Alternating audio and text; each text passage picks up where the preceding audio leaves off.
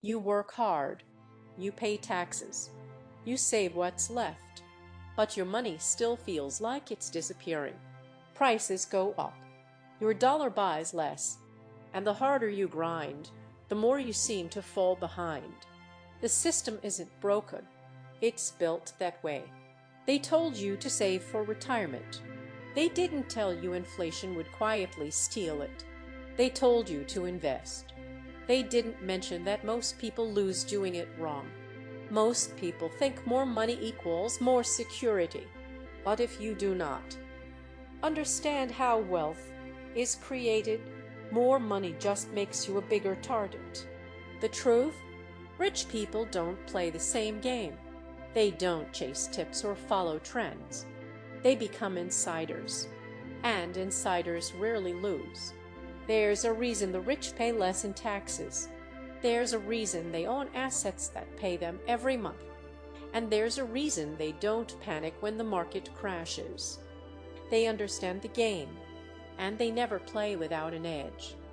Don't invest until you understand the field better than anyone selling to you.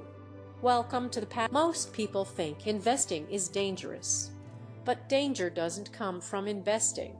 It comes from not knowing what you're doing. Two people start with the same amount of money. One becomes wealthy. The other loses it all. The difference isn't luck. It's knowledge. Risk is what happens when you act on opinions instead of facts. And the more you outsource thinking, the more you pay for your ignorance. Real investors don't guess. They research. They test. They get close to the source.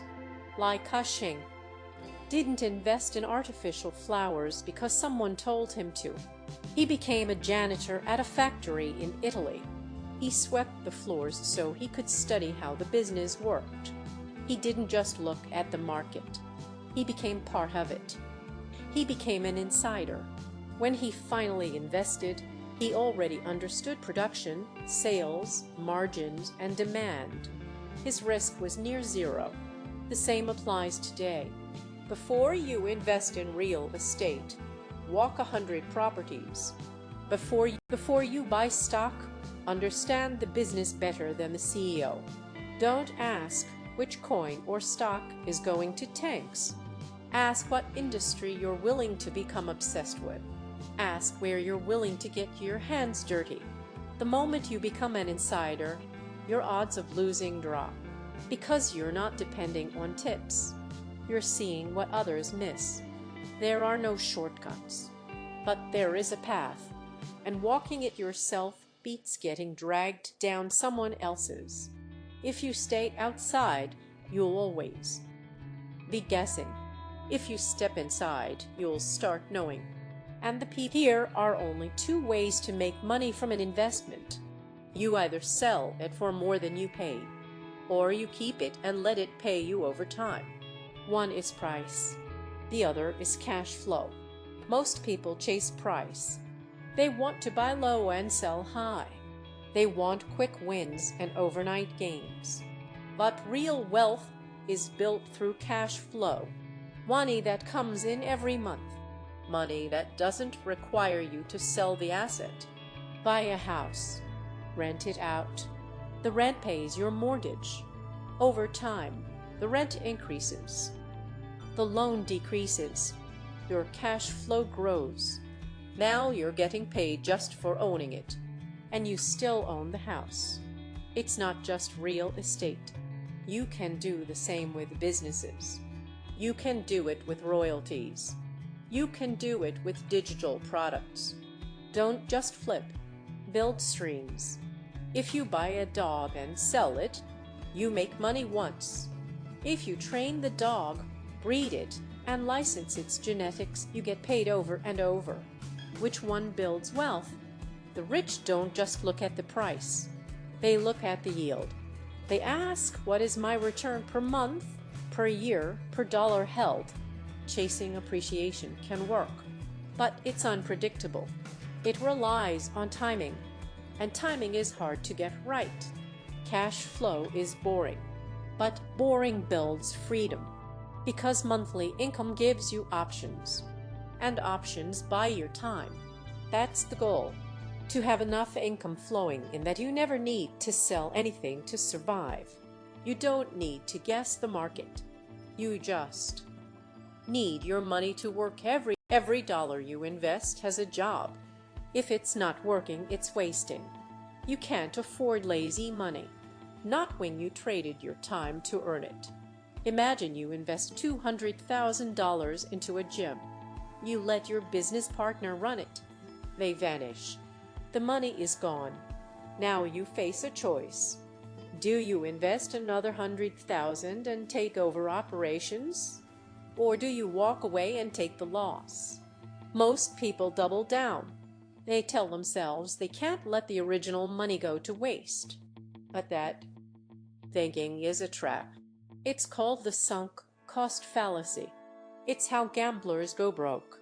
What's gone is gone. You can't chase it. You can only choose what to do next. The real question is simple.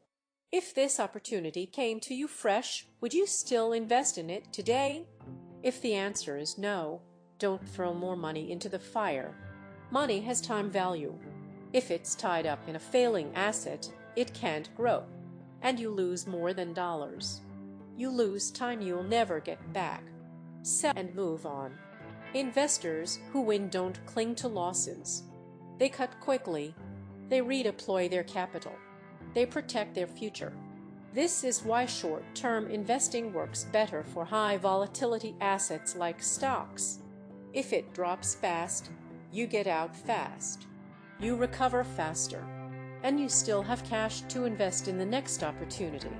Buy, test, exit when needed. You don't need to be right every time. You just need to avoid going all in on what's wrong. Your job is not to rescue bad investments. It's to put your money where it grows best. $1 used wisely can do more than 10 used emotionally. Make every dollar count. Make every dollar answer one question. Is this investing is not just comfort. It's protection. You can own a great business, earn 6 figures a year, and still go bankrupt. Why?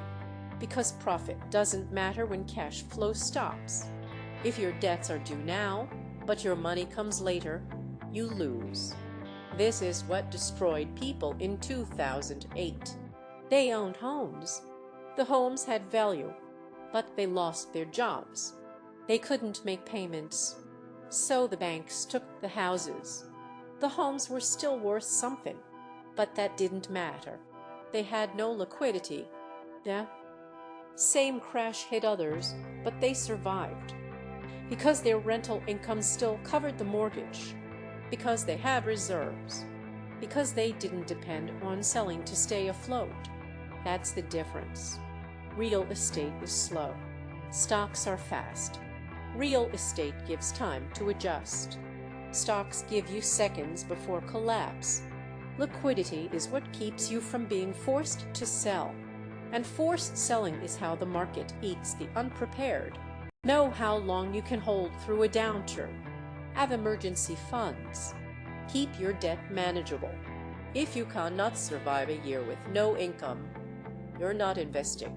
You're gambling. The market doesn't care how smart you are. It only cares how long you can last. And lasting means having enough cash to breathe. The passive path is built on staying in the game, because if you stay in long enough, you win. But if you run out of cash, it's over. Protect your liquidity, guard your flow, and always. You now know the 4 rules that separate real investors from everyone else. Become an insider. Choose the right profit model. Make every dollar work. And protect your cash flow. These are not theories. They are principles that build wealth and keep it. No one is coming to save your financial future, but now you don't need them to. You have the tools, you have the mindset, and you have the passive path. Like this video if it helped you think differently. Subscribe so you don't miss the next step. Comment below with your thoughts or questions. and share this with someone you care about, someone who deserves financial freedom too. Good luck on your journey. Feel free to explore other videos on the channel.